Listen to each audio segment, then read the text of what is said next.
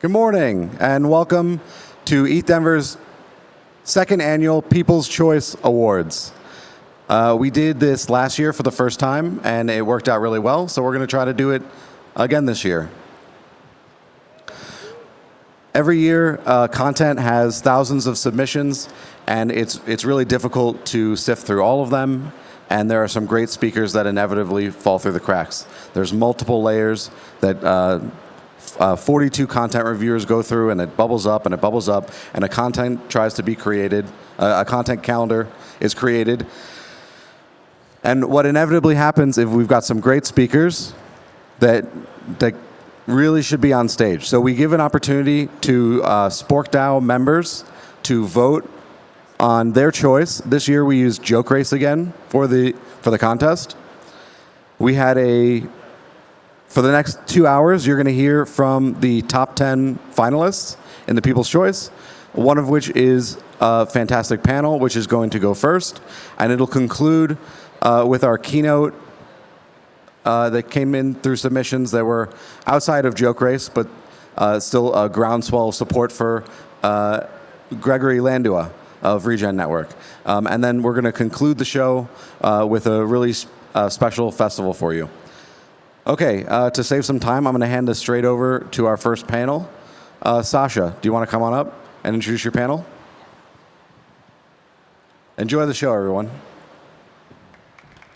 Hey, thank you so much, Joshua. Wow, what an exciting opportunity to be here on stage at ETHDenver. Been my dream for 3 years, and now I get to not only get up here, but also bring up my friends. Rachel Sachs, my colleague at Hype Marketing. Ben Roy, the founder of Accelerate Art, the host of Liquid Culture podcast, investor, and a culture guru. And our roastee, Lucas, whose last name I cannot pronounce. Please help me. Can you do it yourself? Stachinsky, Lucas Stachinsky. All right, so how we're going to do this, the idea of the panel is to help Lucas do better with his personal brand online, specifically on Twitter mainly, because crypto lives on Twitter. And we're going to start with some of the basic research about you. That's how any kind of work with brand starts. And we're going to start just asking you some questions. Don't feel too, don't be nervous. It's going to be fine. I'll be fine, don't worry.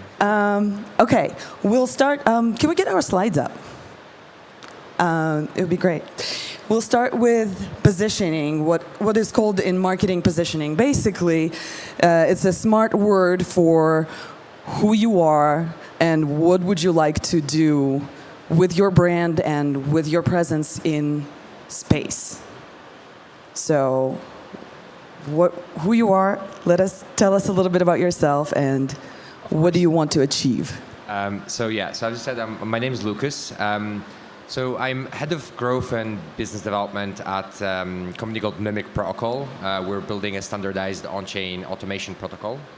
I'm also co-founder of Ethereum event ETHWarso. So I'm generally BD guy, I would say. I go sell, network, partner, etc. I've recently started doing growth for the company that I'm with. So I'm on this learning curve here in Denver to master marketing and growth. And what do I want to do is I just want to be in this space. I've been here for nearly 5 years, and just kind of, I don't want to say I want to be someone in this space, but the recognition helps a lot with, if you're applying for speaking slots, if you're kind of, want to participate in different interesting things. It just helps if you have got this visibility on social media and crypto Twitter. So this is something I would like to build up. It's not ideal. I would love to kind of get your takes, guys, on what's missing there. Sounds good. Ben, could you tell us a little bit about your perspective on the importance of personal branding? Yeah, I think crypto as an industry, probably more than anything else, really revolves around relationships and just like how people perceive you. They want to do business with their friends, this kind of thing. And I feel like personal brand can just be like a capital letters concept. It's hard to get too specific on it, but just generally, I think you want to be known for something. So it's just kind of picking a niche, trying to be authentic to your voice and your interests, and then letting people over time get to become familiar with those things, so that you can speak on some panel or something for the things that you care about, or just have relationships and connections along those lines. So it's kind of like, it's an important thing. It's an emergent thing. It takes a lot of time to kind of figure that out. And the fun thing with panels like this is you just get to explore like a few different options, hopefully, of like what could you do for the next 3 months to build that out, and then hopefully you can get to where you want to go. Rachel, do you want to give us an intro to your personal branding thesis from the trenches? From the trenches, yeah. I agree with a lot of what Ben said. I was like, damn, that's exactly what I was going to say. But I think really, like, what really is important is consistency and showing up and being in the trenches in a way of involved with what's going on and offering your own perspective and commentary of what's going on almost daily.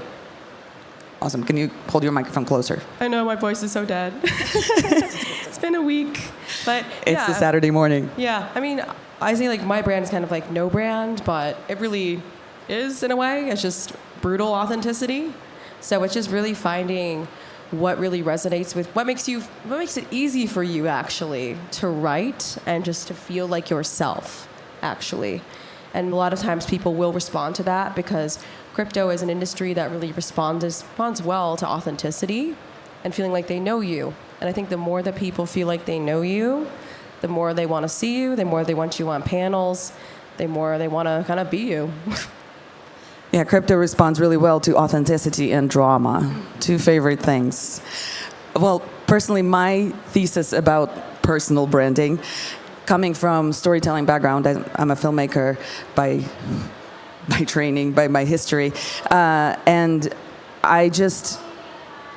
it's interesting, over years I believe in the power of storytelling more and more as I've changed different industries, and I believe that story is the vessel of your experience.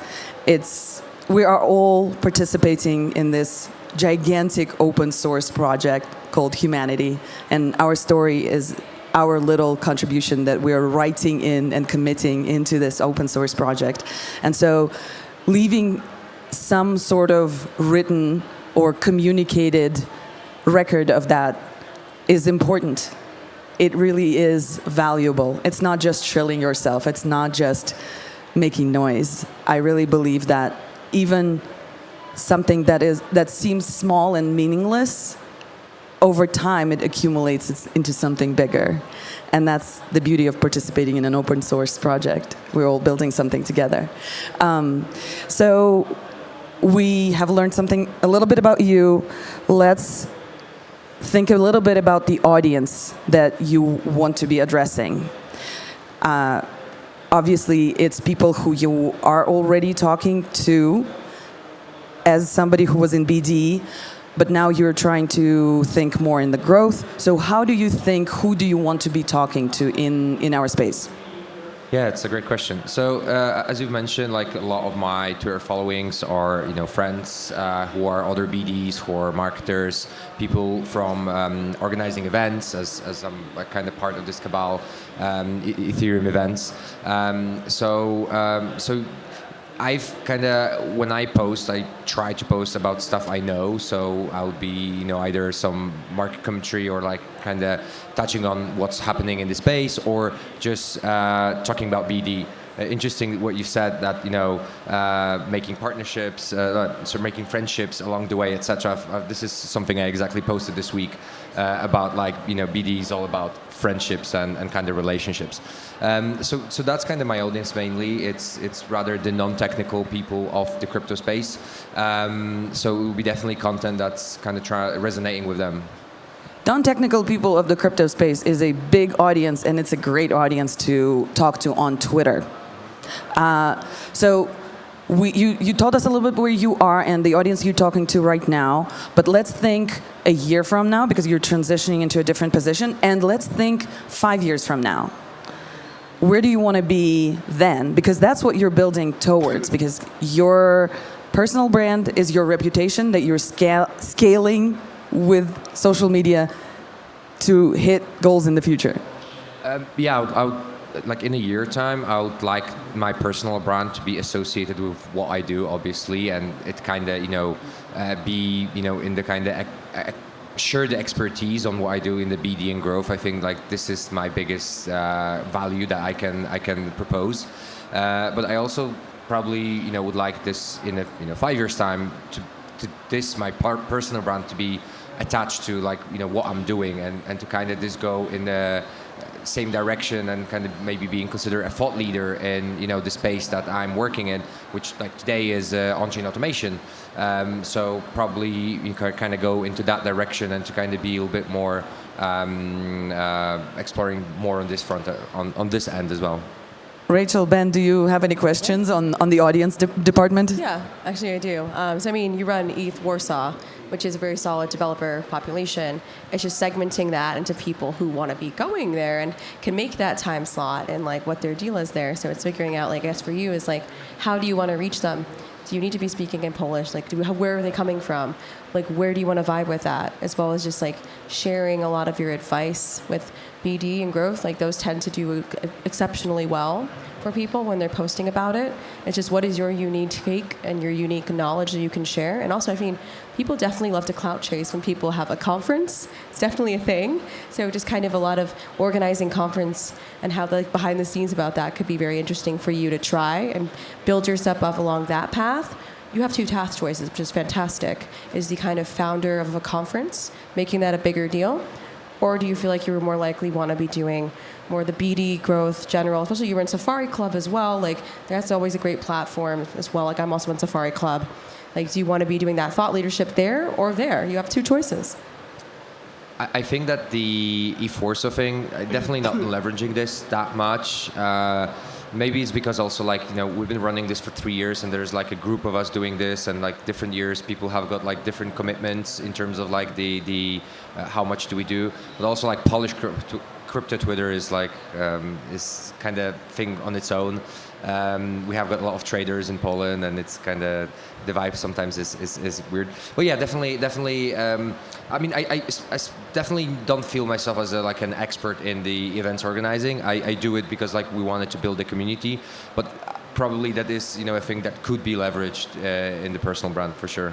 No one's an expert. That's the hot tea. No one is really that much of an expert. We're all kind of just cobbling it together and making it work and figuring it out. And I think that bringing up the curtain behind that could be something really valuable for people to see, especially people who are aspiring to be doing their own events or their own conferences, which is kind of a decent chunk of people, actually. So, true. No one knows everything.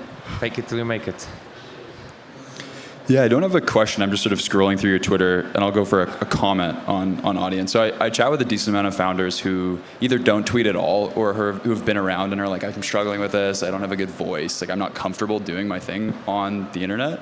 And there's a thing in comms that these two will be familiar with called the 1-9-90 rule. So the idea is like 1% of people actually create content, 9% kind of engage a little bit, and 90% are passive consumers. So crypto probably follows a similar-ish pattern. There's just a lot of people in the industry, they don't really participate, but they follow along really closely. And so it's just interesting, like if you start to engage at all and just say like, I'm gonna tweet every day and just try, you already are in that 1%. And then, we can talk about a few different, there's some rabbit trails that fall off of this, but it's interesting to realize that your core audience actually isn't the people that you tend to see on the timeline. It's the people that you are like are in the industry, but are not really engaging. And so I feel like there's some angle there where there's a memoir that Anthony Bourdain wrote called Kitchen Confidential. He's a cook guy. I'm not sure if you're familiar with this. And he kind of got famous initially as a cook who could communicate to that entire like restaurateur industry the underbelly of it, like to just say the things that no one was really able to say. And you don't have to necessarily be edgy, but my lesson from that is just being able to say your piece of what you see in the industry and speak to that 90% of people actually gets you really, really far. You'd be surprised. So that would be kind of my comment on audience building. Love it, love it. Commenting on trends and basically talking about what's going on, and Twitter likes that. Another idea for addressing audience and thinking about audience that I usually talk about is think about yourself 3, 5, 7 years ago. And think about how much you would appreciate somebody who is 3, 5, 7 years ahead of you in your path, sharing authentically, sharing reality of navigating the space, of navigating career, of navigating ups and downs, and finding the way through this whole thing. Everyone wants that. That's why we seek out mentors. And you can be this mentor on Twitter at scale to so many people. So that's another piece of audience that you can think about. Okay. Finally, we're getting to the narrative, and it's some of the topics, some of the trends that you could be talking about. So let's dig in a little bit further into your expertise and things that you're passionate about in the space. What are some of the communities that you're hanging out? So what are some of the news that you're really paying attention to? What's there? Yeah, so I think in terms of expertise, we kind of touched up on it. Like I've been doing BD for 15 years, so I have a share of knowledge and expertise that I've learned. So definitely that's something I could share. E4, so event organizing, it's also like another thing that we've been doing this for 3 years. It's going to be our 4th edition this year. So again, there is some learnings probably to share there. I'm passionate about DeFi when it comes like to the space. So I could probably do more in terms of sharing some stuff. But I think like in here, like in this, especially in this kind of field, I don't feel an expert, and I just because I don't have any finance experience, any education. So sometimes I just don't want to sound dumb, trying to explain things that I maybe don't exactly understand myself. But definitely I'm very passionate, active user, etc. So these are probably the things that kind of that could resonate on my social media. I have a quick comment about I feel dumb thing. The reality is that nobody understands DeFi. 90% of people don't understand DeFi. And people who are not in the space, for them, it's just what is this? People don't understand TradFi, let alone DeFi. So being 10%, 5% more knowledgeable than everybody else puts you in the position to share what you already know. And you don't have to share it from the position, I know everything. You can always say, I'm exploring this thing, I don't know what I'm doing, but this is, you, as Rachel was saying, and as we're gonna keep repeating, being authentic. Authentic in, I'm on this journey, I'm exploring this thing, is one of the ways of framing it where it will be more comfortable for you and more truthful with your audience. Rachel, Ben, do you have any questions or comments about the narrative weaving?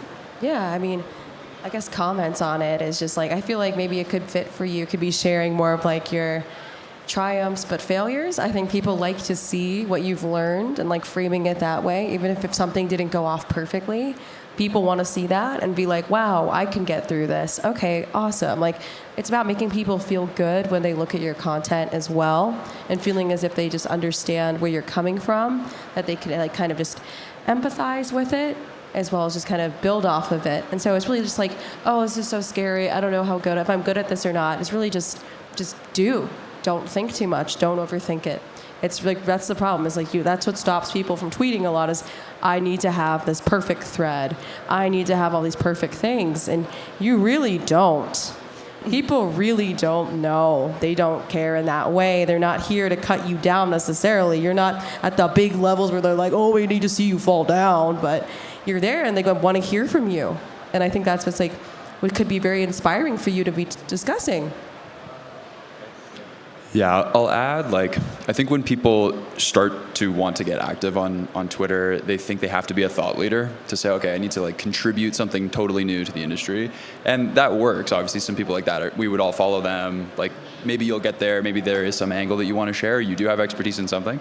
But I think a lot of it is it's more useful to think of this unmarketing concept where the goal that you're trying to accomplish is like, I want to be known. I want to build relationships. I want that to turn into business or like events flow, these sorts of things.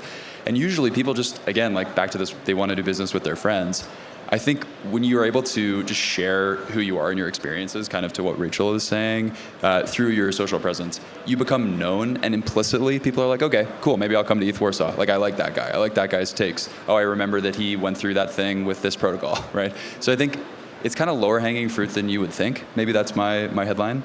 So yeah, I would just encourage you to go for it. No, thank you very much. Two good piece of advice. That's good stuff. So, and now it's time for roast. We have 6 minutes or so to get to Lucas's Twitter and really give some very specific notes. So, Ben, why don't we start with the bio? When you look at the bio, do you have any notes? What are you thinking there? All right, we're just going to fully free roll this off the cuff. I think the emojis are overdone. I feel like most of crypto is kind of ironic in spirit, so like getting rid of those would be my first thing if I was going to change this. I would try and include something more personal. So like you have the literal stuff down, this is good. You could start that with like some personal line or something that you just give us more like humanity, I guess, to mix the more literal, like, hey, here's the things I'm doing. Yeah, Rachel, do you have anything? I'm like looking at my own bio, being like, what am I doing? It's like I'm roasted and look like an idiot. But personally, I do agree with emoji things other than Safari Club. Safari Club emoji, the lion stays on. Like, honestly, the lion stays on. That is how people recognize each other, and they have that right there. And Safari Club's hard to get into. My plug for Safari Club. But yeah, the other stuff for, yeah. I do think, like, yeah, you could benefit from something fun about you, something that you like doing, something that if you want to do, like, a motto even, something about, like, yourself. Like, just keep it short, sweet. But you have good involvement, honestly, and, like, what you do. And people do look at that, and this kind of is like, okay, this is what you're doing. But I would say, yeah, I agree with Ben here. Like, add a little teeny, like, hint of personality there. Right. Yeah, my note is the same with the emojis, but also in the name emojis, it's kind of heavy up there. I'd limit it to 1 or 2 personally. I don't know how ultrasound we are currently. Maybe not so ultrasound.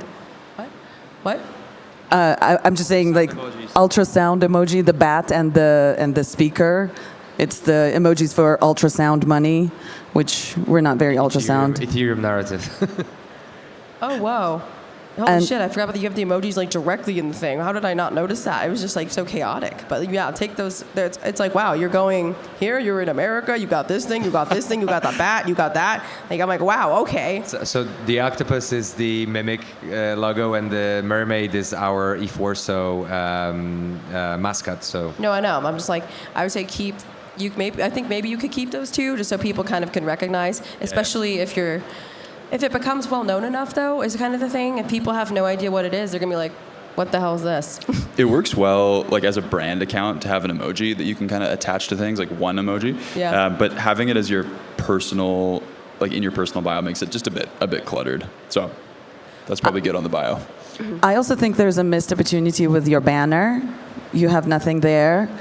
It's a place that people see when they first check out your account. When you're commenting on somebody or people meet you at a conference and they open your profile, it's one of the first things that you can signal about yourself. It could be a piece of art. It could be something about the work that you do or your personal motto, as Rachel was saying. I think that's a cool idea. Also, in the bio, I would say you could go a little closer to crypto space and be a little fun. Come up with one of those crazy titles for yourself, you know, chief whatever. I don't know, at Warsaw, at ETH Warsaw. I had it once in the past. Justin from Safari called me Master Connector, but I thought it's like too cheesy. I mean, I can't talk shit because I have Grand Connector in mind, so can't really rain on that parade there. Yeah, it has to feel good to you still, right? I don't think you have to push too hard, but just off the cuff here, I think PFP and pin tweet are worth talking about too. I don't know if you want to get into that. Like, best PFPs are recognizable over time in a very shrunk down format. So if I'm scrolling my phone and I see you're tweeting, it's like, okay, this is some guy.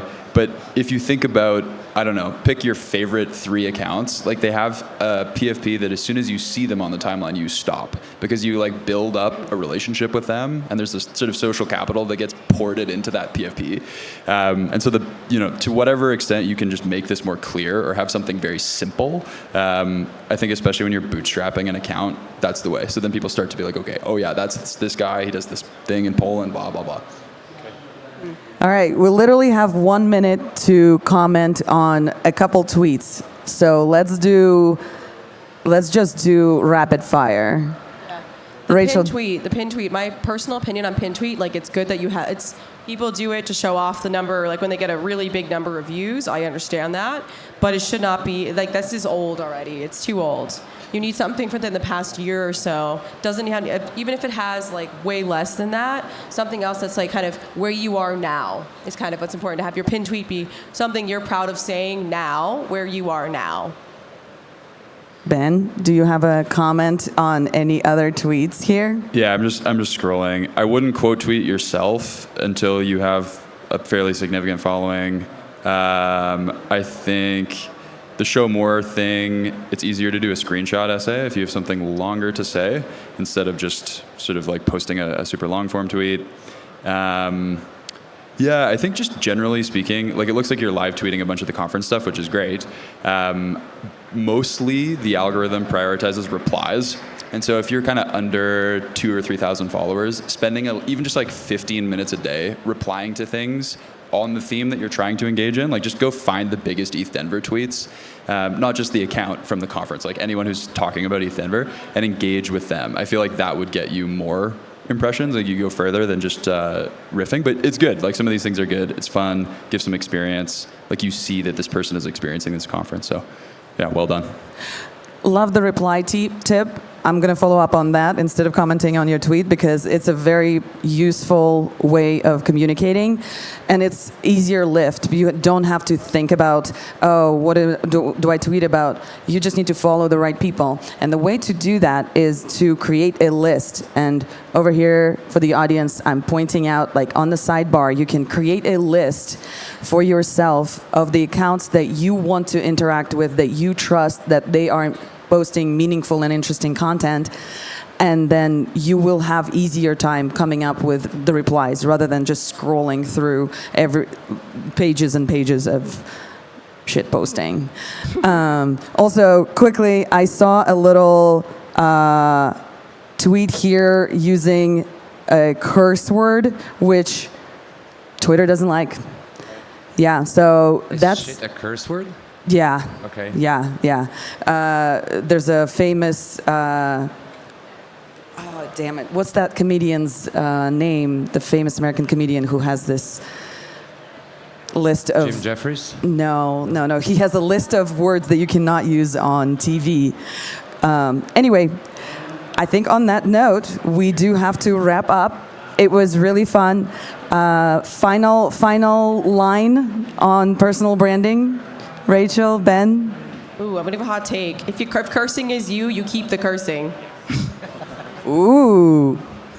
Yeah, just show up and try. Thank you very much.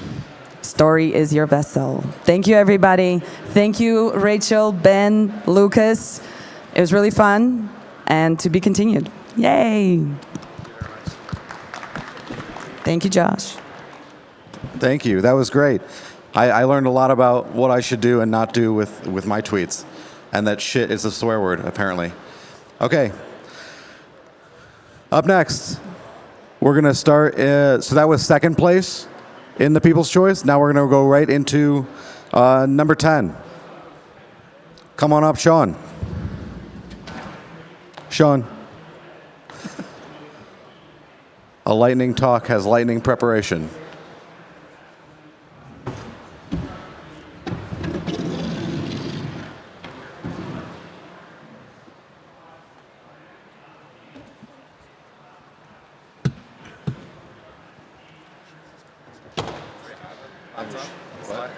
I have slides. Yeah. Do I connected. Excuse me. Hey, Tom, do you need that Zoom call now? Yes, he's presenting in an hour. Okay, cool. Leave this on the desk. Oh, thank you. Man, thank you.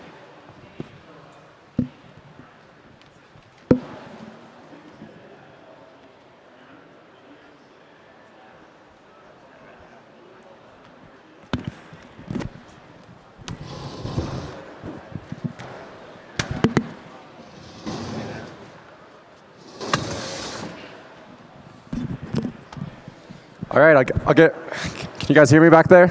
All right. Okay.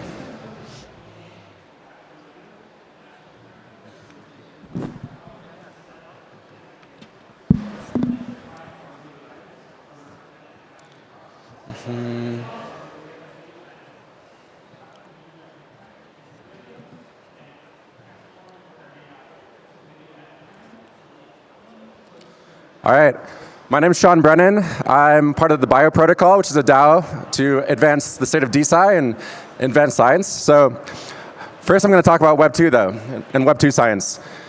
With AI and science, this is a quote from Sam Altman. He's saying, scientific progress is going to be the largest uneven progress that will occur when AI is able to do science, and we're starting to see that. Here's a few basically tweets or quotes. There's a Genentech accelerator that just 2 days ago, they open sourced their research and how one of the biggest pharmaceutical companies is using AI. That's basically they're getting better results using AI in the process than not, so it's going to continue. There's now an AI model that can model and design genetic code. And there's one last tweet is the state of Chinese biotech is advancing very, very fast compared to, well, they're catching up to US biotech. And so all that combined means that AI is now able to progress the state of science. And when you have agents doing science, basically biotech is it lends itself to parallelization. And so you don't want just like if you have a research lab, you don't want just one agent, you want 2 agents, you want 10 agents, 100. And it's very similar to something called AlphaFold is what we're building, where we'll have a decentralized or a distributed fleet of agents that can all do scientific tasks. And it's really similar to what Google did, where it wasn't agents, it was more mechanistic models that helped with protein folding, better than any human could do. And we're doing it with multi-step agents that have access to tools that they can call Cloud Labs, which is a thing where you can basically send an API request to get an experiment back, have someone do the experiment for you, get the results back. Of course, agents would love that because they can't actually do the experiment. And we're building this fleet of agents in preparation for the expectation that research labs around the world will want to use us for the parallelized tasks. Instead of spinning up their own agents or using Google servers, they can use us. And there's basically a tokenomics involved because the best way to secure and incentivize this network is actually with staking, similar to Ethereum staking. You can stake on an agent, and there's certain guarantees that it gives you. And we believe that we can make this open to third parties. Like if we have it's almost like renting time on a supercomputer, or if you're an astronomer, you'll rent time on the Hubble Space Telescope, and you only need it for a few minutes, but it lets you do so much more than you can with your local hardware, your local devices.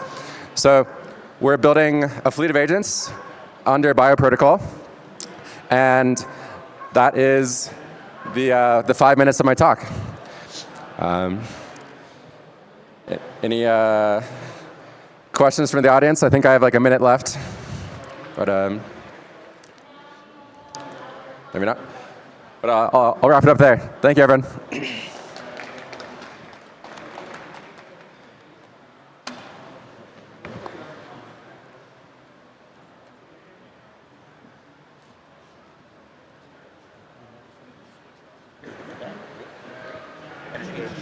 Up next, Henri in 9th place. Yeah, of course. I hope he's 9th place. No, he's 9th.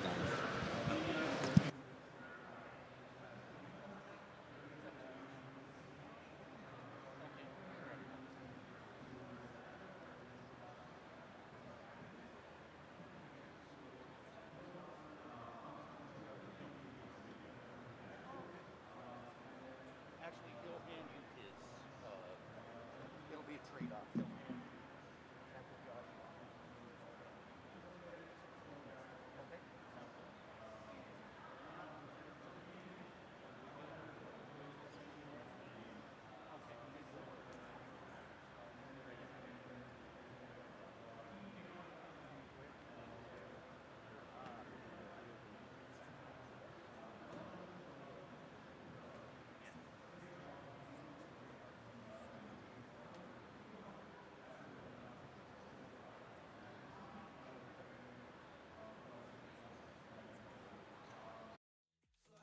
without trace.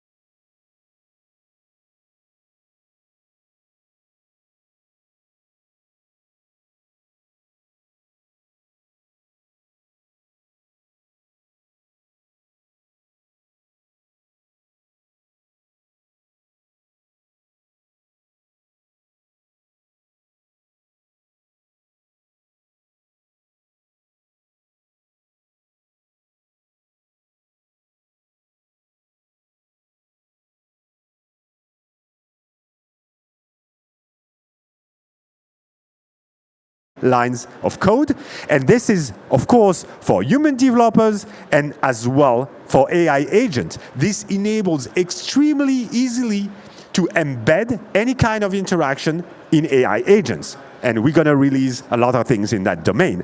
So we made the interactions and the specifications readable, understandable, and writable for humans and LLMs alike.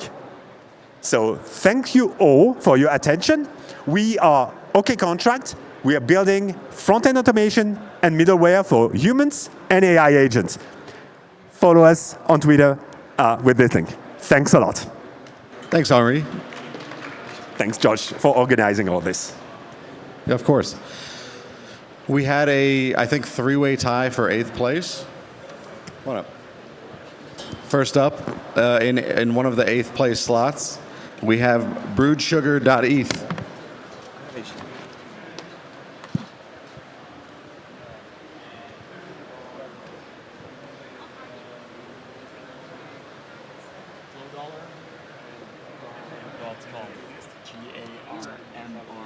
GARMR.com. Written out.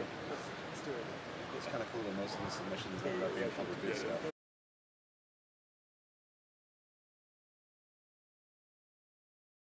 It's more that like my reach on Twitter is limited to. Hey, good morning, everyone. My name is Nils. I'm Brewed Sugar on Twitter, and I'm here to talk about the perception layer for physical AI and why it's going to matter for robotics, smart cities, and XR. Second R.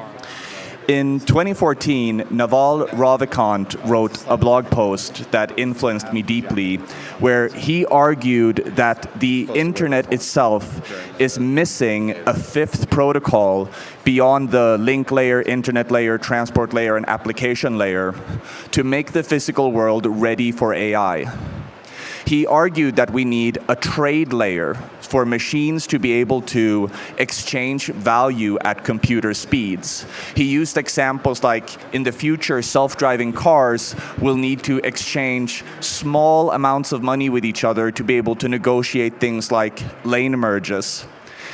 And this resonated with me a lot, because I believe that over the next 2 decades, the world economy will grow 10x in size at least, as we reach a civilization with 100 billion decision-making entities, which of course begs the question, what does AI want to buy? But when I read this article, I lived in Beijing. And Beijing is a very big city. In fact, it's so big that there are more cars on the road in Beijing than there are people in Los Angeles. And if you do a quick back-of-the-napkin calculation, you find that around the time it took to build the pyramids are lost in Beijing traffic every single week. So of course, there's a huge financial incentive to make sure that self-driving cars and other autonomous systems can coordinate. But Naval forgot something important. The cars will only be able to do this if and only if they can communicate with each other about physical space. Earlier this year, Jensen said on the CES stage that we've gone from perception AI to generative AI. We're just now entering the age of agentic AI. But the next and final boss of AI is physical AI, agents with an understanding of physics and an understanding of space.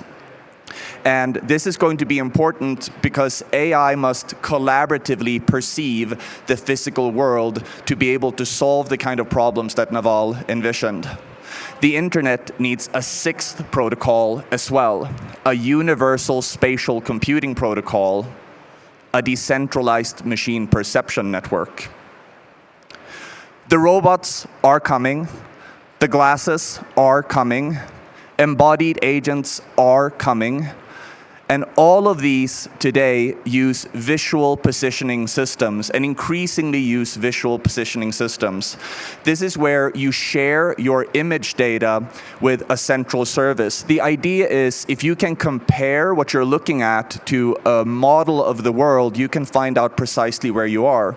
But of course, any kind of computational comparison needs both sets of data to be in the same place. And that means you're either sending the model of the world down to your glasses, or you're sending the image feed of your glasses up to the model. and only one of those are practical today, which means that the future is a world where companies like Meta or Niantic or Google will literally see what you see when you use the glasses, or they won't work. It is the biggest threat to privacy we have faced as a civilization ever. I think it's the greatest call to action that the decentralization movement has faced ever. That's why we are building an external and collaborative sense of space for the next 100 billion devices, robots, sensors, and AI on Earth and beyond. We believe that the alternative to centralized visual positioning is polycentrically decentralized visual positioning, a decentralized machine perception network, the decentralized nervous system of physical AI, and that this will be the largest infrastructure project that humanity has ever undertaken, and the decentralization movement could do the funniest thing by building it and winning. We need to build civilization-scale infrastructure funded, owned, and operated by the people. Deepen is an inevitable global movement, and I hope that the decentralization community will rally around making sure that the future with robots and glasses and physical AI is privacy-preserving, decentralized, and good. Thank you, Ethereum. Thanks, Bird Sugar.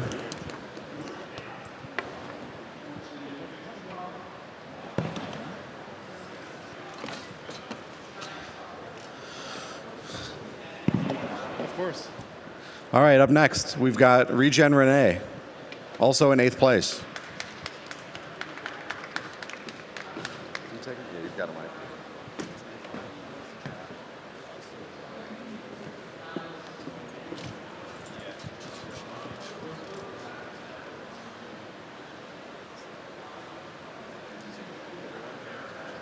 You have everyone. Almost. No cap. Yeah. We multiply when we unite. Singularity surge, protocols ignite.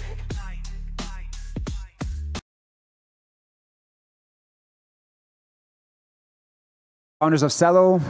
And one of the probably biggest problems that developers in our community have come to us over the years is trying to figure out whether their users are humans. And this could be in the context of airdrops, you know, when people are trying to claim it multiple times or even more.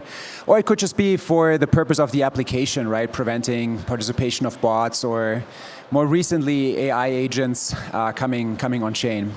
And so I'm very excited to announce that we have launched a new venture together, joining forces with the Open Passport team that's been developing the ZK Passport technology.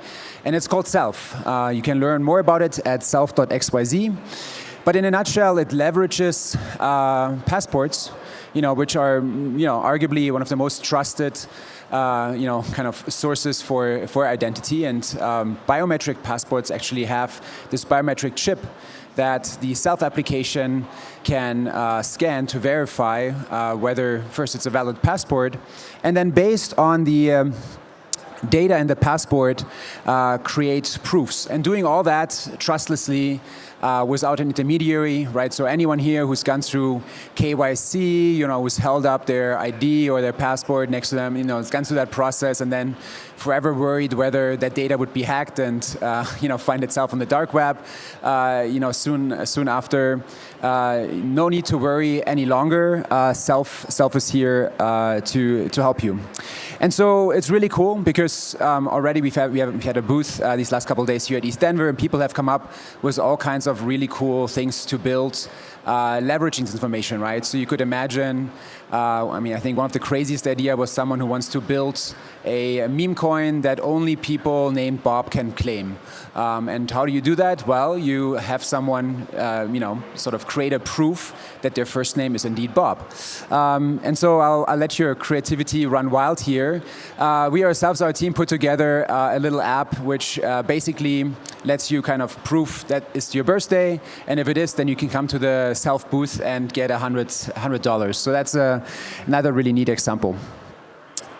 I'm just gonna because we're low on time here. I'm just gonna flash a few slides here with what the experience looks like, so you can sort of see some of that. The docs are live, so do head to self.xyz if you're a builder and you want to start building with that. And yeah, if the map loads, this is where our booth is. So please come by and say hello and chat with us on how to integrate with Self. Thanks.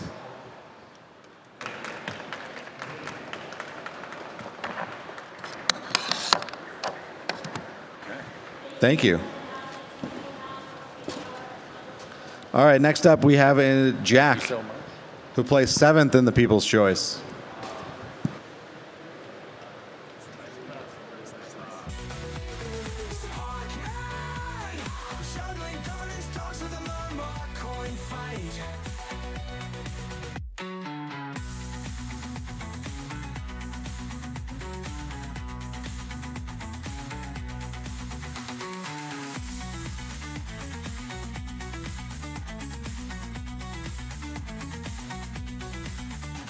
Snarling about regulated chains.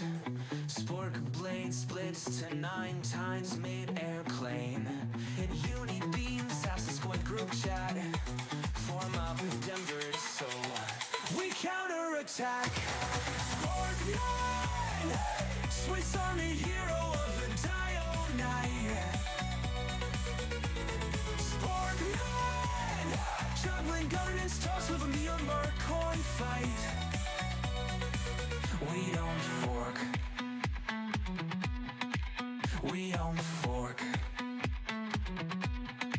Fiat snarling about regulated chains. Sport blade splits to 9 times mid-airplane. Uni beams, Sasquatch chat. Form up in Denver, so we counterattack.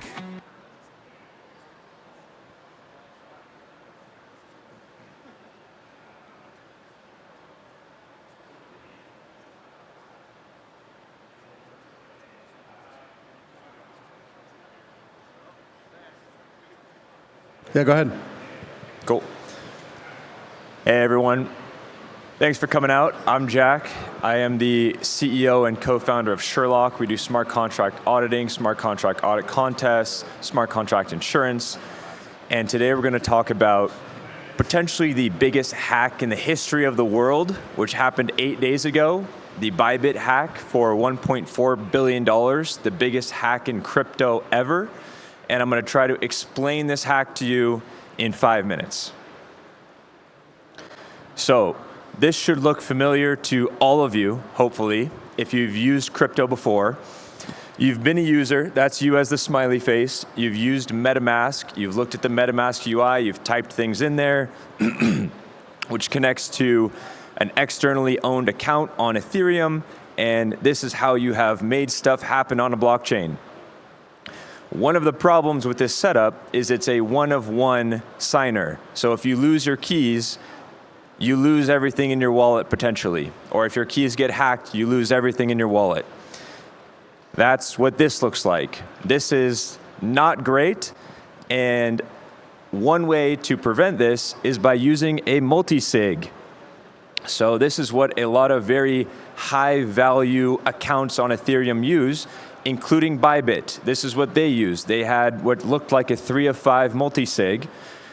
The only problem with the multi-sig, well, the great part is, even if 2 of the signers get compromised or hacked, you're still good. You still own your money, and you can still make transfers happen, and nothing bad occurs. However, you need a different tech stack in order to make this multi-sig work. So you end up using Gnosis Safe, now just known as Safe, and you end up using smart contracts instead of an EOA. This is very important because this is basically how the Bybit hack happened, was with this new tech stack in the multi-sig setup. So this actually wasn't a compromise of any of the signers. All the signers stayed honest. They did exactly what they were supposed to do. However, the Safe UI was actually compromised. And this allowed a hacker to inject malicious JavaScript into the front end of the Safe UI which then allowed them to modify the smart contracts, upgrade the smart contracts, and steal all of the money out of this safe account, which had $1.4 billion worth of Ether in it. Here's a little bit of detail around how that happened. So the hacker actually hacked the Safe developer. So this was somebody who was contributing to Safe, likely worked at Safe full-time as a developer. Their machine got hacked. The hacker was able to access the S3 bucket that served the Safe front end, and they were able to inject malicious JavaScript code, which made the Safe front end look like it was showing an honest transaction to the multi-sig signers, when in reality, in the back end, it was actually upgrading the contract and performing a series of actions to allow the entire Safe account to be drained. One of the interesting things about this, so this is the actual JavaScript that Lazarus, the North Korean hackers, wrote, and this is what they found. And one of the interesting things about it is they specifically targeted the Bybit multisig.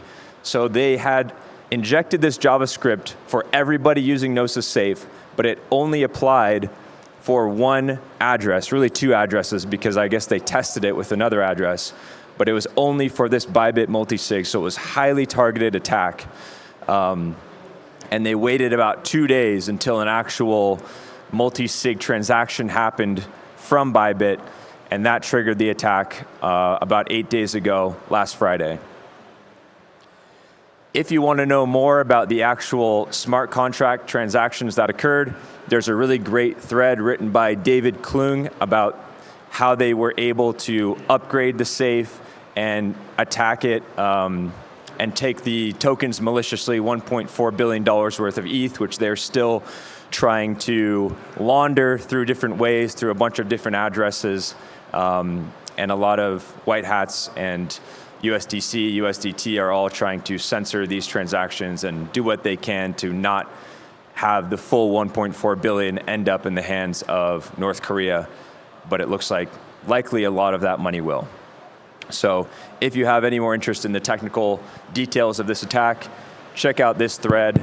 And there are some other great resources around the audit reports. So 2 audit firms have actually looked at what happened and written a post-mortem about it.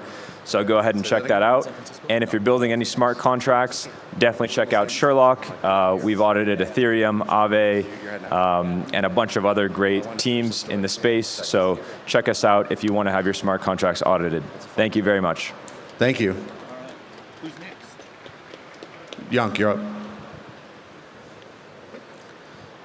Okay, in 6th place, Thank you so we have Johannes.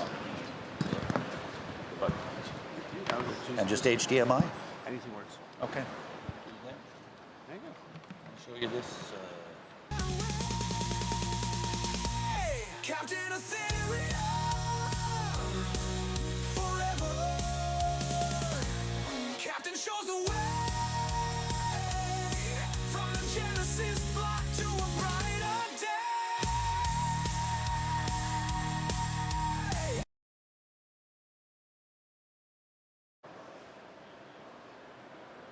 Yeah, thank you very much for on this beautiful Saturday morning, for coming in here still. I'm Johannes. I'm the Managing Director of the Frankencoin Association. And today I'm going to talk to you about why we need more diversity in assets in DeFi. Right now, the US dollar dominates DeFi, 99.8%. And that's actually a number I pulled this morning from DeFi Llama. 99.8% of all stablecoin market cap, of the complete stablecoin market cap tracked by DeFi Llama is US dollar denominated. 99.8%. That's no bueno. And I'm going to tell you why. Look, if you were thinking about transactional currencies, that's quite all right, right? I mean, it's easier if you just have one currency, one denomination. Everyone is talking, about and understanding. However, if we're talking about store of value and actually holding and de-risking in those assets, well, the dollar might not be the best choice. Obviously, it's a very large economy in the world, but you're in the end becoming dependent on one political system. You're becoming dependent on one part of the world, of one industry, and so on. And actually, if you look at this, if you turn this to numbers, it paints a pretty grim picture. Over the last 50 years, the US dollar lost more than 66% in value against the Swiss franc. It's 2/3. Now, if you look at the same number over the last 20 years, it's about 35%. And there have been quite a bit of intervention by the Swiss National Bank to kind of keep the Swiss franc artificially low. But yeah, do you actually want to hold an asset which is losing that much value? Not sure.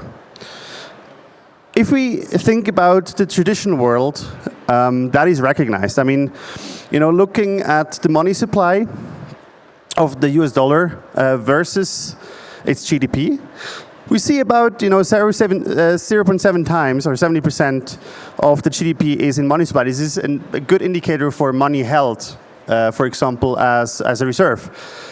If we look at the Swiss franc on the other side, it's almost double. Now, applying that to stable coins, we see that about 1% of the M2 is in stable coins, in dollars, and that's quite substantial, right? If we look at Swiss franc stable coins, as an example here, it is a bit different with a 0.002%. And if we now say, okay, well, actually, the TradFi world and the crypto world, they should somehow, in terms of capital allocation, move closer together. We currently have a fair market cap of about 10 billion, and that is to what we have today, 400x. So there's a huge potential for diversity in assets, and actually not only that. If you look at research, this is obviously like Bitcoin is always that big thing where as a safe haven. And this study here, which is quite recent, it's not a Swiss study, caveat here, but it's done by a French university.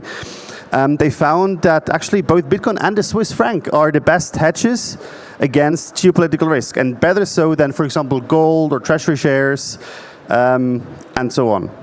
So the Swiss franc is here. The Swiss franc is strong, and basically what I'm proposing here is nothing more to bring the Swiss franc to DeFi, and that's what we're doing with Frankencoin. And we're the guys with the mountains and the cows. Some of you have been yesterday at our cheese tasting. It's been a lot of fun. If you want to learn more about how we bring the Swiss franc to DeFi, check out Frankencoin. And thank you very much, and thank you very much for having me, Josh. Thanks, Johannes. Yeah, go ahead.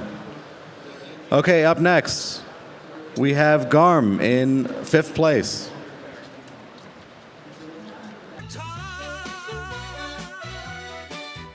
Shaboom, dose, efficiency pulse. The lag runs lagging in his latency so. Professor Way's got the future on spin, urging notes dancing where the bottlenecks been. Professor Way's got the future on spin, plugging tomorrow with yesterday's RAM stains. Velcro boots clicking through blockchain debris. Crypto notes flutter like drunk bumblebees. Optimize the boot fins, they cackle and shout. Self-sustaining hugs flicker in the blackouts out. Professor Way's got the future on spin, urging notes dancing where the bottlenecks been. Professor Way's got the future on spin, plugging tomorrow with yesterday's RAM stains. Chaos is not compeller. Order's just a bug I forgot to unfurl. Mainnet shivers as their wild hair glows. Rumored AI, nah, just 3 Red Bulls in a row. What you building, prof? A singularity jukebox. How you stay charged? Espresso stream through my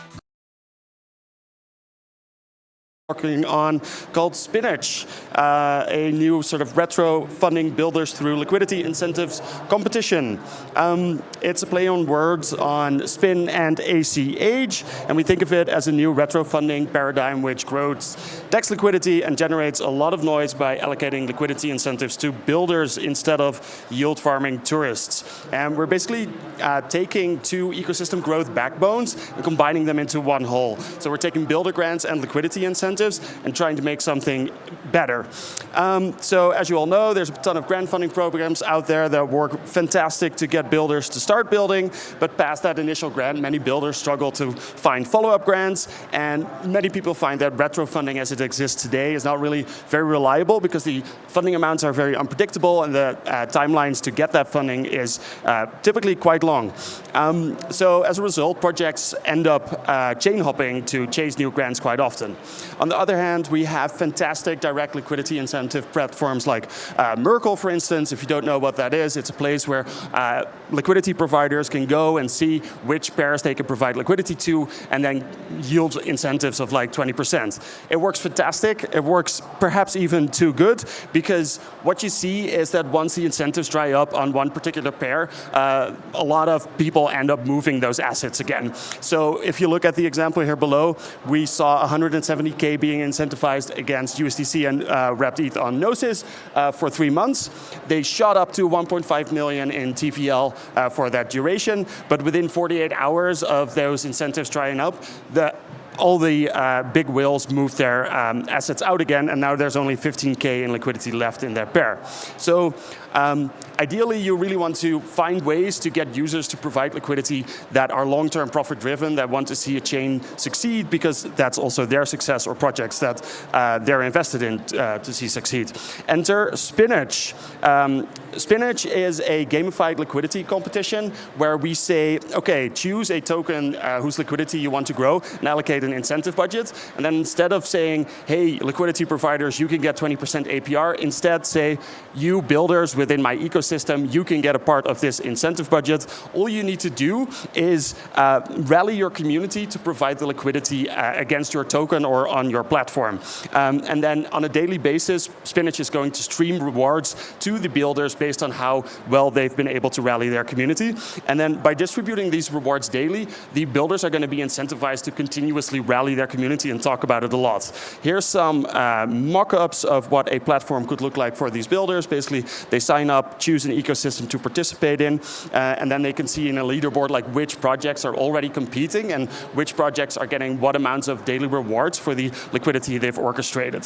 We've been doing a bit of an emergent experiment on Cello where we first started working on this, and we've noticed 3 key things that are particularly exciting. One, it's a noise machine. These projects are going to be heavily promoting this to their communities because it's a new funding stream of revenue that they haven't been able to tap into before. So they're going to talk about it a lot. And you're also going to be really reaching the core community of your ecosystem, in particular the long tail users that are really active within your ecosystem, rather than the large liquidity providing whales that are just coming in and then leaving again within 48 hours. And then finally, something that's super interesting that we saw is second order effects of actual direct liquidity incentives being created by these projects that are competing for the incentives for builders. A great example of this is UbeSwap. It's a Uniswap-like DEX on Cello, where they created a farm for their users to supply Glow Dollar and USDC liquidity, and then they're paying out incentives in their own token Ube to the tune of 20% APR. And this has really rallied a lot of their users, and now they're reaping a lot of rewards. If you look at the numbers, you saw that just by distributing 2K in incentives per month, we're actually able to get 66K in TVL through this program and 8 projects participating. So by focusing on the long-term profit-driven incentives, we're also getting short-term profit-driven mechanics going on. If you compare the numbers to just that same Merkle campaign that I showed you, we're doing pretty much on par with the amount of TVL we can orchestrate, but you're reaching a lot more of those actual active users within your ecosystem. You're getting a lot of projects participating in this grant opportunity, and you're going to get a lot of these second-order effects liquidity flywheels. Now, I'm also with Glow Dollar, so if you add Glow Dollar into the mix here, if the slide's going to go next, then you're going to get even more benefits, because as Glow Dollar's TVL goes up, we are going to make more profits, and we are going to be able to put that back into the flywheel and yield even more rewards for those builders. And that's it. So basically you get indefinite grants. That was Spinach. Thank you very much. If you want to use Spinach for your chain or your ecosystem, please consider reaching out. Thank you, everyone. Thanks, Garm.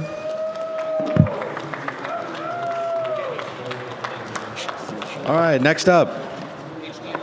Also in 5th place, Reblock.eth.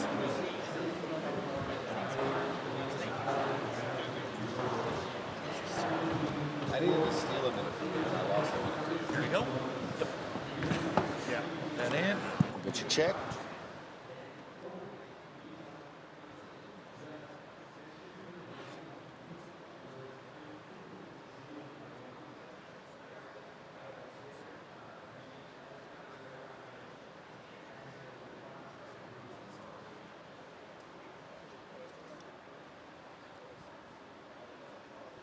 Is that your background? That's cool.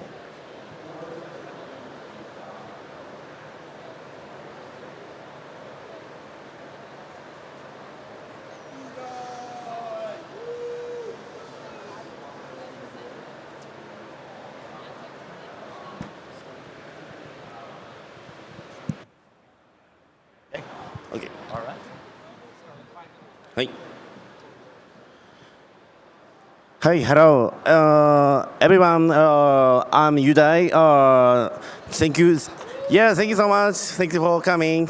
And I'm Yudai from Fracton Ventures, which is our incubator based in Japan. And we are commitment for like incubating protocols for Ethereum in Japan. Today, I wanted to talk about like an open incubation framework. Why it needs and what is the meaning of this framework and how to do that. I'd like to share my idea. So the programs in Ethereum incubation. So as an incubator, we are always thinking about what is a program in this ecosystem. So one thing is that, like, so normally incubator will or accelerator will set beside of funds.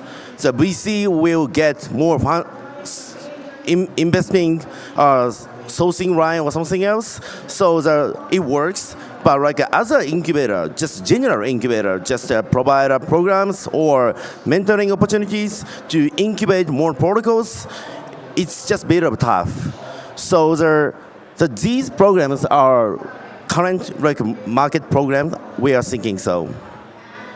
And also, who are incubators in Ethereum? So I just showed the name of like a few accelerators and like Ethereum community as well. I am thinking Ethereum aligned incubators, accelerators, plus Ethereum communities, they are also the part of incubators in Ethereum. The meaning of this, so like local community, even the local community, my local is like Japan. So Ethereum Japan, there is a Ethereum Japan as a local community. So like this type of like a local community has been providing opportunity for local builders and as an incubator. So no one don't want to call them as an incubator, but so they have a potential to be our incubator activity. But there's no motivation to don't have a motivation to do that. Why? So that's the reason why I recently started to think about open incubation framework. So open incubation framework means that every single community, especially for deeply committed into Ethereum community, can transform to be a more tokenized community. Passive timing we call the DAO. But I think this time is more RWA stuff or something, or you can easily imagine more tokenized version of MicroStrategy or something. So the more leveraged community and get more power and get more funding to be more sustainable support for local community. I think it should be more better. So just I wanted to say one thing: contribute community more and more and more, and we wanted to try to discuss open. It's just actually open discussion. It's just starting open discussion with you guys. So let's start to discuss about how we can create open incubation framework for bring more actual community to transform to as an incubator model, and it means in specifically areas, or if we could see more incubators in the market, we will see more high-speed incubation model inside of Ethereum. Not only here, not only Japan, not only specific market like a DeSci or DeFi, whatever. So we can easily to see more high-speed incubation in the market.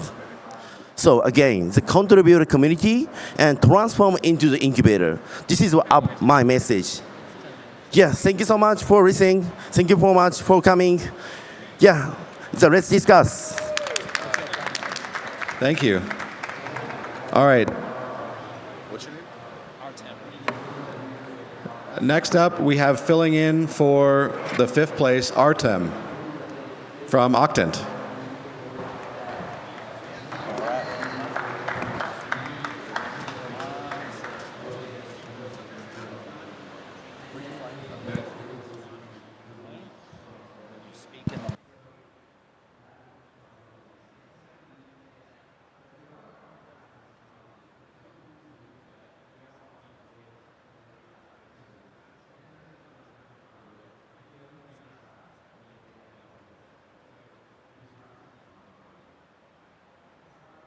Okay. Hello, everyone. Can you hear me well? Okay. Anybody's listening? I have a question to ask. Anybody here heard about a project called Octant? Okay, we have some folks. What do you think it is? Anybody has an opinion? Scream if you have. Nobody has an opinion. You have an opinion. Well, you know, that's not fair. This is Ethereum Garden. And as you can see, Ethereum Garden has all different creatures, and they're magical. There are degens, there are builders, there are some other creatures, and there's a new type of creature that we're introducing that didn't exist here before. And this is a dragon. What it has to do with the dragon? We are building Octant v2, which is called Degens and Dragons. And the idea is that dragons are these creatures that sit in a pile of gold, and they don't want to get away from this pile of gold. And there are a lot of modern-day dragons that shape modern-day economy, sitting on big hedge funds, etc. But in history, we know that dragons were not always portrayed as evil creatures. Sometimes dragons were believed to be protectors of Earth and all beings on the planet, that they represent wisdom and fertility. In Tibetan culture, they symbolize strength, protection, and abundance. And so what are we doing with Octant is we're saying that the capital-based funding of public goods is sustainable long-term, and donation-based funding public goods is not sustainable long-term. So we have another type of creature in this world, and it stems from this movement or phenomena that is called financial nihilism. And degens were born from this phenomena in a way, and we usually try to push it away. But the problem is that it's a response to systemic economic challenges. And most of the young people can't really afford buying a house or starting a family. That's why a lot of people come to crypto and try to make as much money as possible. By the way, do I have 5 minutes or I have 10 minutes? 'Cause 5. Okay. Then I have to move faster, I guess. What we are saying is that dragons, they symbolize the capital that exists in this space, and degens symbolize this energy and the spirits of risk-taking. And what are we actually doing right now is we are inviting all the projects all the communities and people with substantial amount of capital to put this capital where their mouth is. And we're actually doing it. The first dragon is Golem Foundation, from which Octane was born. We're staking 100,000 ETH, and we're generating the yield and using this yield to fund public goods and impactful projects. To the date, we distributed around $7 million from this sustainable funding stream without taking any funding from the capital. Our goal is to create the first self-sustaining global public goods and impact funding ecosystem that balances the common good and financial empowerment. We do recognize that people need to be paid for what they do. People need to be rewarded, whatever work they do. And we also recognize that it is important to fund the larger whole. What V2 is essentially is a protocol. Octane V2 is a protocol that connects DeFi and ReFi. It uses capital to fund what is important, and capital provision is not just something where people can go and ask for money. We believe it can be done on chain, and it will be done on chain. And capital provision is an active process. It requires mechanisms, incentives to funnel this into capital allocation mechanisms. We effectively capture and deploy capital to fund impactful projects in the Web3 ecosystem and beyond through incentivized user participations. Essentially, we are creating a system that connects DeFi, Ethereum-aligned ecosystems with effective regenerative funding models. I guess I'm out of time, so I'll end here. Thank everybody for listening. Thank you. All right, up next. This is a slight change in the schedule. 10th place. He flew in very specifically for this. Peerski Browser. Okay, great. Oh, and you need that adapter. You got it. Give that back to me when you're done. My face would be. Is Justice here? You want to? Justice, you want to come on down?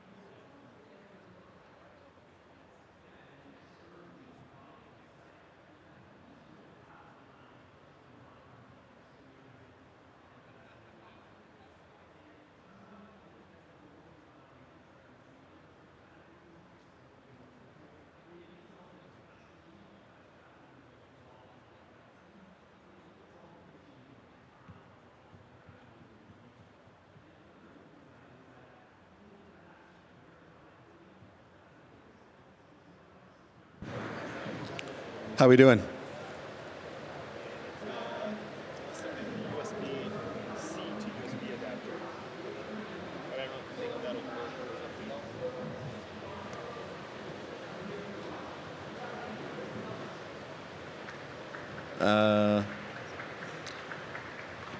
Justice, you want to go now and we'll figure it out? Yeah. All right. While we figure that out, we're going to go to our first place winner of the People's Choice, 0x Justice. Give him a round of applause, everybody.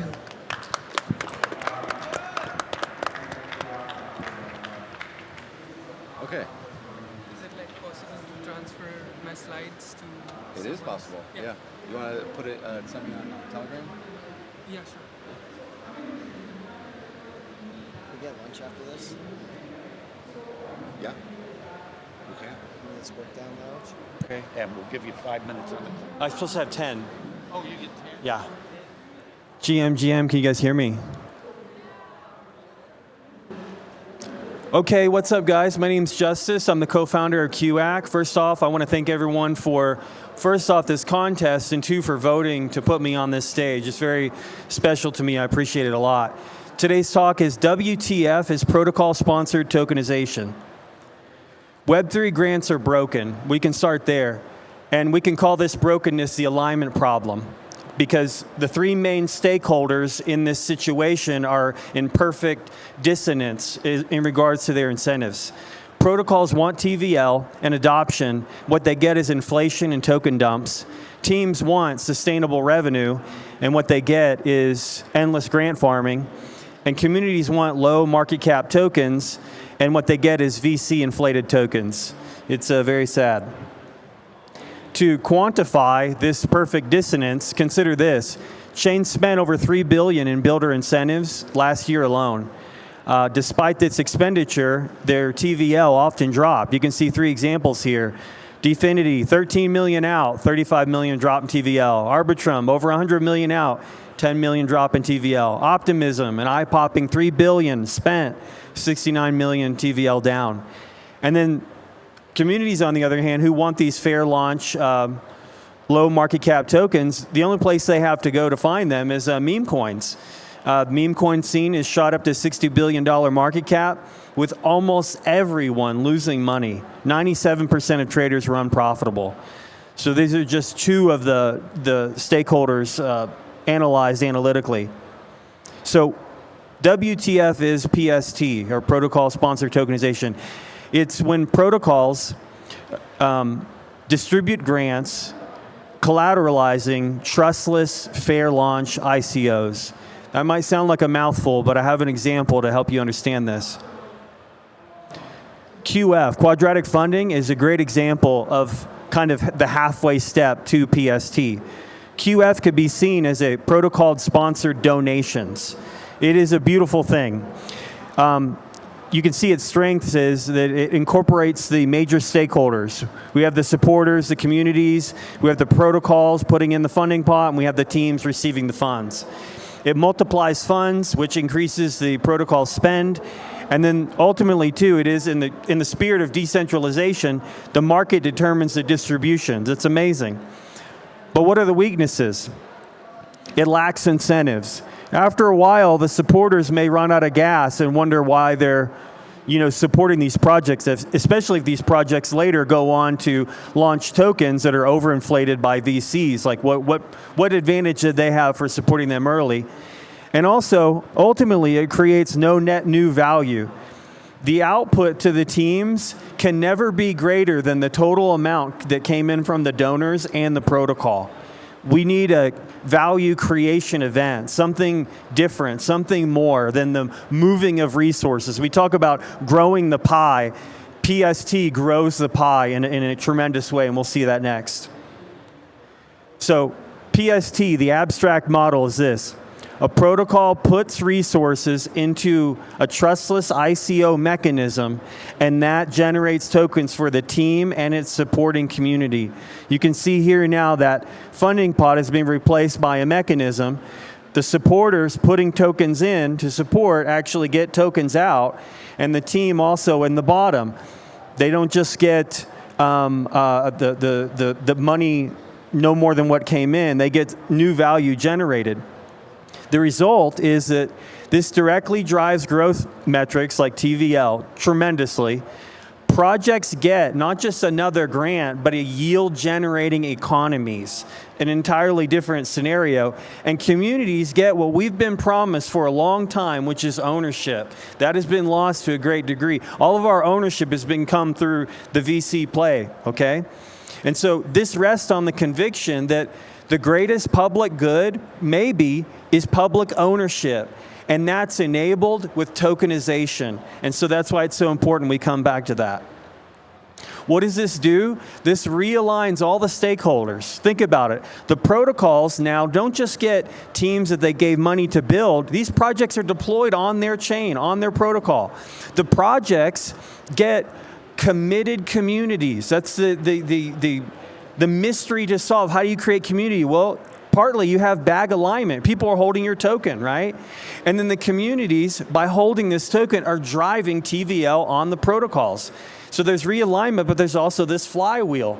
Because as this value moves around, the sponsoring protocols grow in value, their token appreciates, and they're able to spend more to attract more projects. This is the flywheel. So what's the mechanism that makes this possible, the complete unlock? And I would say it's this, it's a mechanism-centric ICO. It's a different way of thinking about tokenization. Right now, token launches are completely human-centric. Teams sit around and make decisions on token supply, token price, token distribution. It's highly bespoke and manual.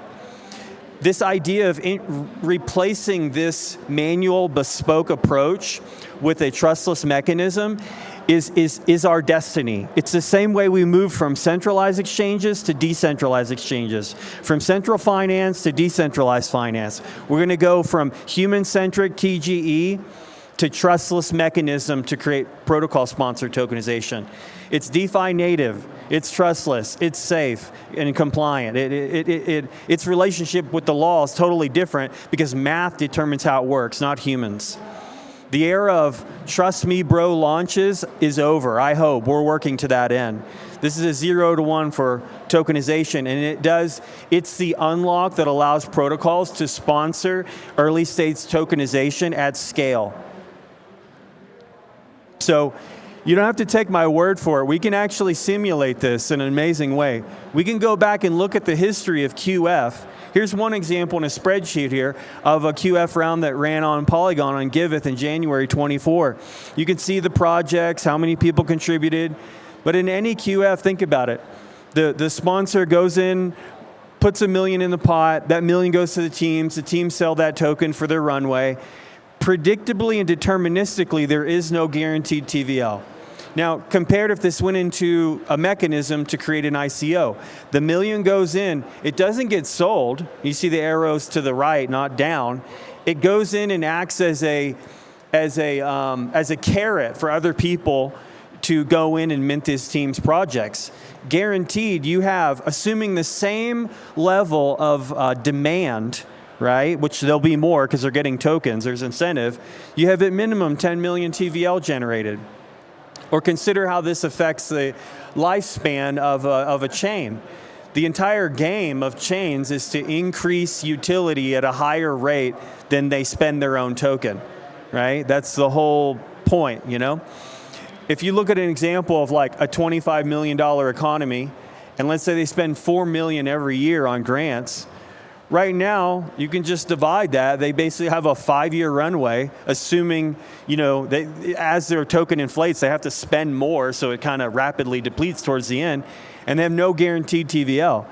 With PST, they've doubled the runway because those tokens don't hit circulating supply, and at minimum, they have 40 million TVL created every year. So, if you want to learn more about how we are specifically implementing this strategy in a protocol, would love to talk with you. We're building the Quadratic Accelerator, or QAC for short. This is my Twitter handle, Telegram. Go to www.qac.xyz. If you're a project interested in a sponsored tokenization, we want to talk to you. If you're a protocol that wants to do amazing stuff with your native token, we want to talk to you. If you're an investor who wants to help us go to outer space this year, we want to talk to you. Thanks, guys. Thanks, Justice. And congratulations on winning the People's Choice.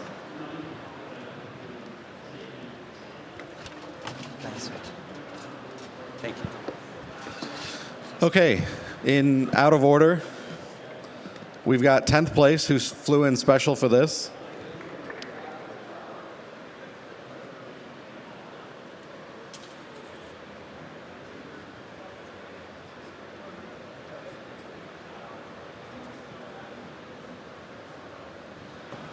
Oh, that worked nicely. Oh, you got it? Okay. He's a pro. Everyone. So I just landed an hour ago. I'm so happy to be here in time. ETHDenver was my first hackathon in 2021. So let's get started. My name is Akhilesh, and I will be talking about native ENS support in PeerSky browser. So let's start with gateways. The first two are public gateways. You must have seen the human readable one in many publishing platforms like Fleek. The raw CID gateway is mostly used by developers. And the last one is dedicated gateway. So it's specifically used to pin your content. It's fast, but it costs a lot of money. So, what is HTTP? HTTP runs on servers. Servers are bad. Yeah. So we're still relying on centralized servers to fetch the decentralized data. So PeerSky takes a different approach. PeerSky runs Helia node locally, which is like JavaScript implementation of IPFS. The way it works is it retrieves the content hash from blockchain with the RPC calls, and Helia node will resolve that content hash to IPFS CID and fetch the content directly from the protocol. So it's all the addresses are stored locally in ENS cache.json file. This means if you try to access the ETH domain, you won't have to resolve it, making it faster. Does anyone here own an ENS domain and have published it to IPFS? Yeah. What is it?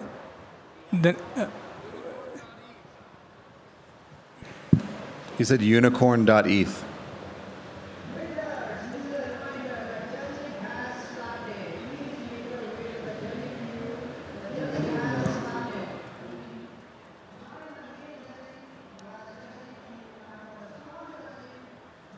Just unicorn.eth, right?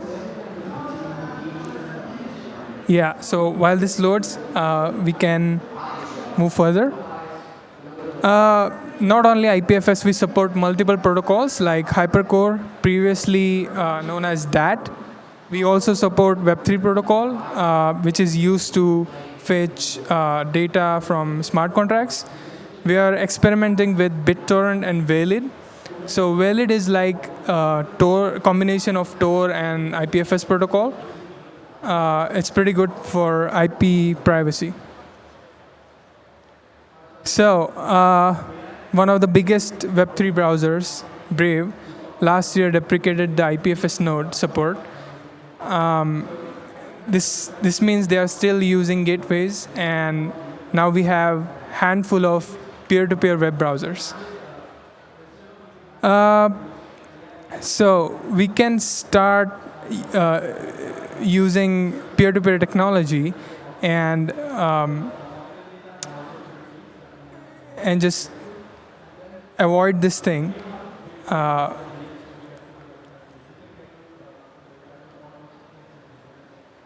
Like, the better we participate in network, the stronger it gets.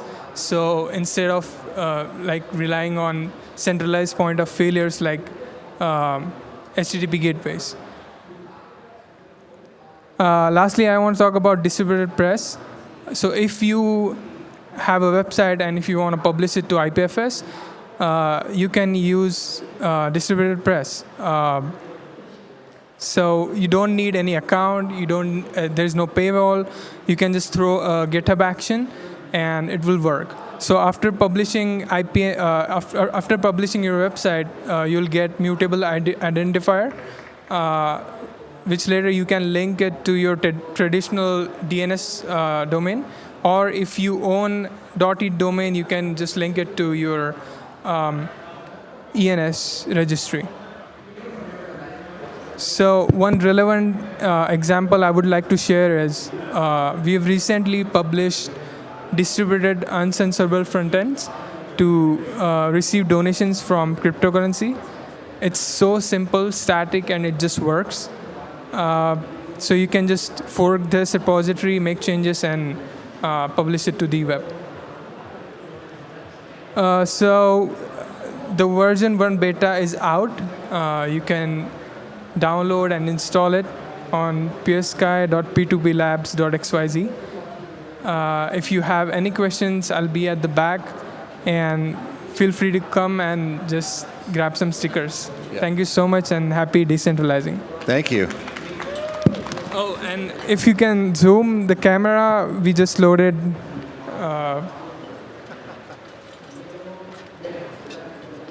Oh, it's gone.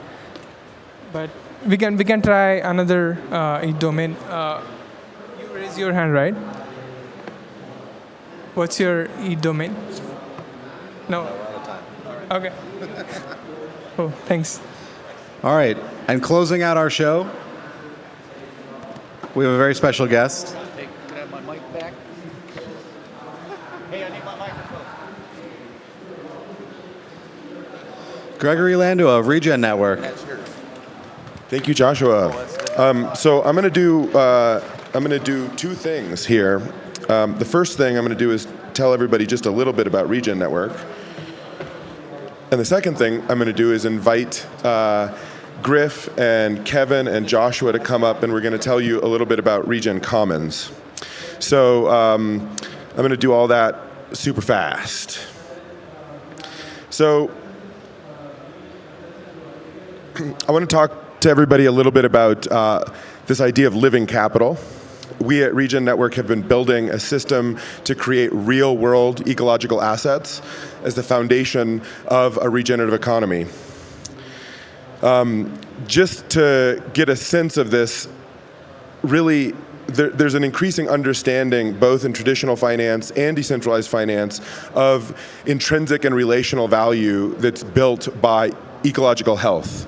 So I'm talking about things like soil health, water quality, air quality. These are all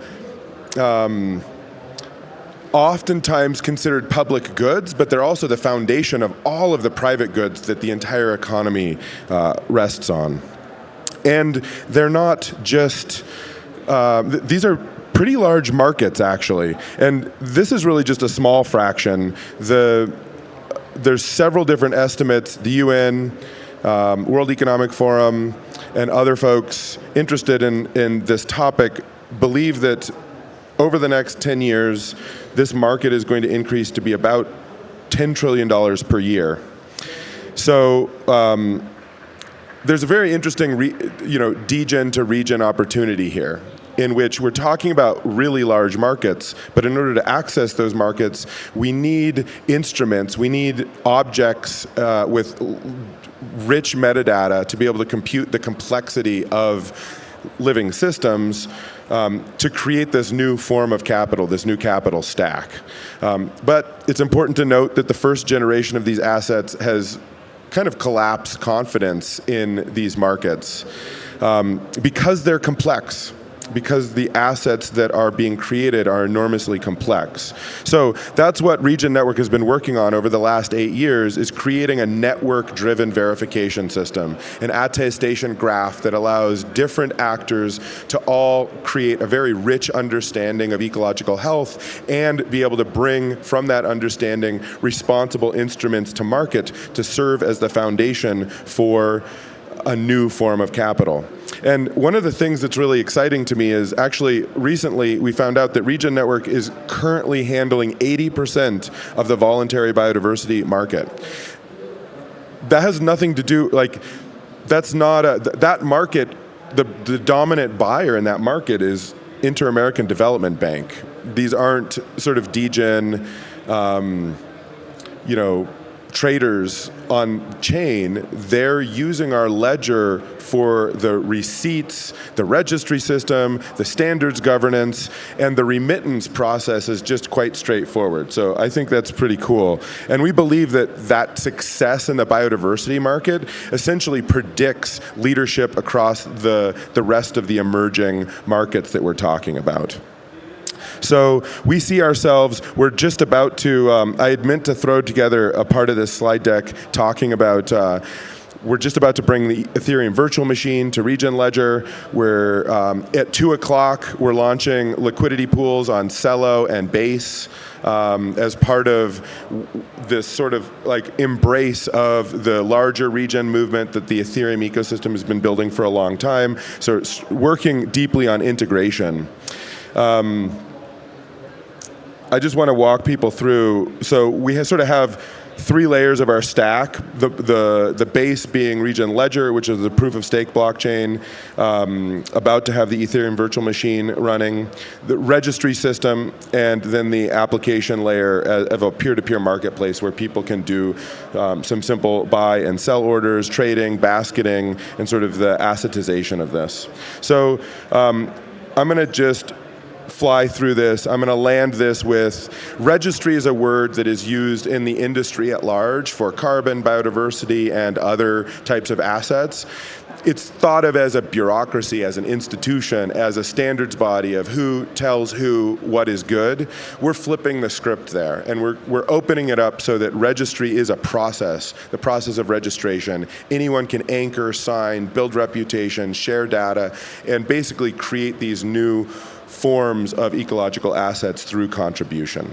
So with that landed for Regen Network, and thank you all for letting me have a moment to share a little bit about that. I want to share about Regen Commons and invite Joshua back up, and Kevin and Griff, some of the other down there, some of the other signers and sort of boosters of this project aren't here, but we're just going to do a quick announcement about what Regen Commons is on the back of that quick little presentation about Regen Network. It's all good. I wanted to be able to like sit down and actually have a quick conversation.